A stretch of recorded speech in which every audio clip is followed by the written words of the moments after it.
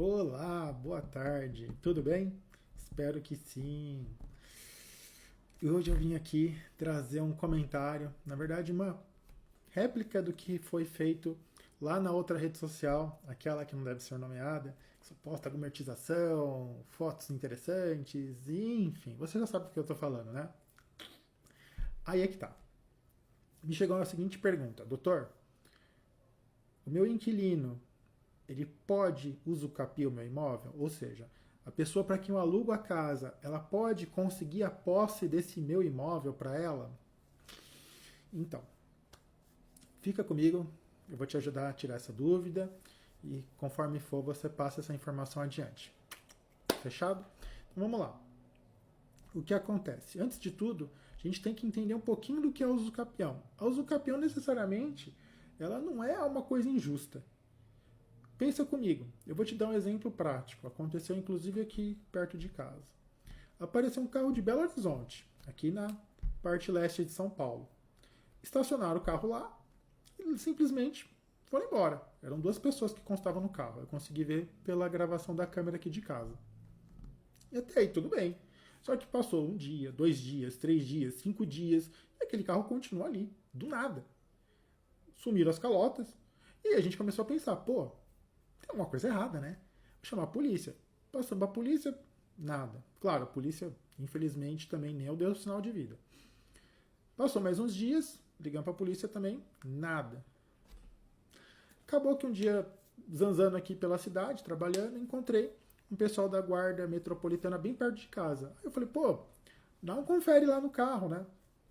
E aí o policial foi, identificou que realmente aquele carro, ele estava ali, porém, não tinha no sistema nenhuma ocorrência de furto ou roubo. Simplesmente abandonaram o carro ali. Aí pensa comigo, é um carro abandonado, certo? Se alguém fosse lá e pegasse aquele carro, você poderia falar, pô, isso é furto ou roubo. Muita gente mistura, mas em tese, se não houvesse violência ali, seria furto. Só que aquilo. Pensa que você pegou aquele carro para si. Começou a usar ele como se fosse dono. Respeitou o prazo legal. Comprou as calotas novas. Estava faltando. Melhorou aquele carro. Colocou som, pá e bola. E daqui a, sei lá, 10 anos, a polícia te para e fala, amigão, deram queixa do sumiço desse carro. Você vai ter que devolver? Segundo a lei brasileira, não. Para carro, né, no exemplo que eu criei aqui, o prazo é um pouco diferente, mas é também possível fazer uso capião de bem móvel. Né? No carro, o carro é um bem móvel, a casa é um bem imóvel. E contextualizando com o exemplo que eu dei, pensa que você tem uma propriedade a mais e que você simplesmente largou ela. Está lá pelo menos 10 anos abandonada. Você não cuida, não paga IPTU, não paga conta de luz. E aí eu, ou alguém, entra naquela propriedade, está lá há mais de 10 anos tomando conta, pagando conta de água, pagando IPTU em dia, morando lá, tocando a vida. Essa pessoa vai conseguir a propriedade da sua casa? Provavelmente. Então a usucapião ela vai premiar aquela posse específica daquela pessoa e ela vai punir você pelo abandono da propriedade. Essa é a ideia da usucapião, resumidamente. Claro, dependendo das circunstâncias, né, dependendo da documentação, essa usucapião ela pode ser um pouco mais demorada, um pouco menos demorada. Tem umas certas situações, mas o que em comum todo tipo de usucapião tem é posse especial. E o que é uma posse especial? É uma posse com a intenção de ser dono. Você não entrou ali simplesmente para tipo, dar uns confere na casa e ir embora, e você volta periodicamente para ver se está tudo lá. Você entra, usa aquela casa, planta, tem criação, constitui sua família, pinta a parede, sabe? Você age como dono. Isso é uma posse especial, é uma posse com o intuito de ser dono daquela casa. Repara, isso não parece um pouco com a locação? Parece. Além da posse, tem outra questão que é o tempo. A uso capião, para ela ser consumada, ela exige um período de tempo mínimo. E para alguns tipos de uso capião, você tem de 10, 15, 2 e até 5 anos. Mas nesse caso em específico que a gente está falando, da ideia da locação, a gente vai trabalhar com dois prazos, que é o de 5, perdão, que é o de 10 e o de 15 anos. Eu não consigo fazer com a mão, infelizmente. Ou, felizmente. Beleza. Pensa o seguinte. Qual seria o cenário onde a sua propriedade alugada ela poderia ser usucapida por uma pessoa? Pensa que você alugou esse imóvel de forma verbal. Pensa que você deixou essa pessoa lá naquela propriedade há vários anos, mais de 10 anos. Pensa que essa pessoa está pagando água, luz e IPTU tudo em dia. E pensa o pior, você não faz nada. Aí é que tá. Vamos esclarecer aqui. Alugar o imóvel sem contrato é errado? Juridicamente falando, não. Porque a lei do usucapião, não, desculpa. A lei do inquilinato, ela permite o contrato verbal. Só que a lei, ela não coloca mecanismos para que esse contrato ele seja regulamentado. Ele é meio que facultativo. Você pode fazer da forma que você quiser.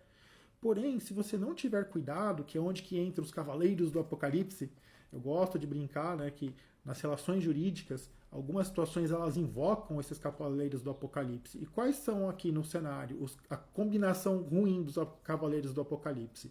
É a falta de contrato, que não é necessariamente um problema, como a gente comentou agora há pouco, o deixar para lá, que é um problema, e deitar em berço esplêndido, achar que está tudo bem.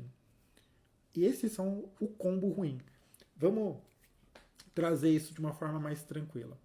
Você aluga de forma verbal. Para não pagar imposto de renda, né, que esse é o gatilho, muita gente não pede para a pessoa depositar dinheiro na conta. Muita pessoa não pede um Pix. A pessoa pede dinheiro vivo. E ela nem entrega recibo mensal para aquele locatário dizendo que está recebendo X reais relativos à locação. E ela simplesmente deixa para lá.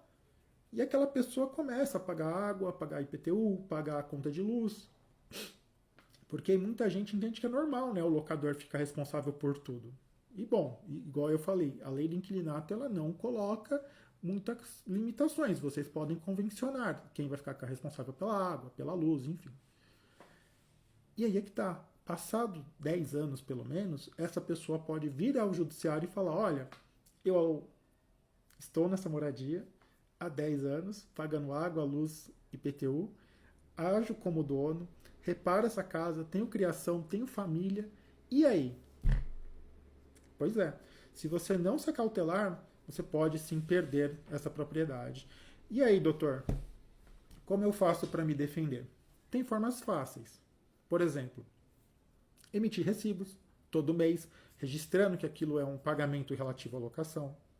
Você pode notificar essa pessoa periodicamente acerca de deveres congêneres à locação, por exemplo, fazer um reparo, permitir uma vistoria da casa para saber se a casa está na condição que ela foi alugada, deixando bem claro isso, né, que a casa é alugada, que você é o proprietário, você quer fazer a fiscalização porque isso é direito seu, mesmo que não exista um contrato, isso é direito seu previsto na lei do inquilinato.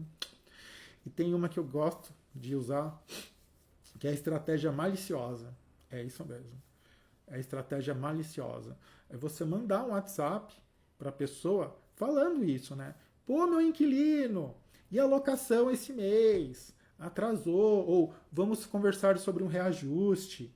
Sabe? Deixando bem claro na conversa que você está falando de locação com aquela pessoa que é seu inquilino. E aí você pega essa conversa e você tem formas de transformar essa conversa no WhatsApp numa prova que pode ser feita, usada no judiciário.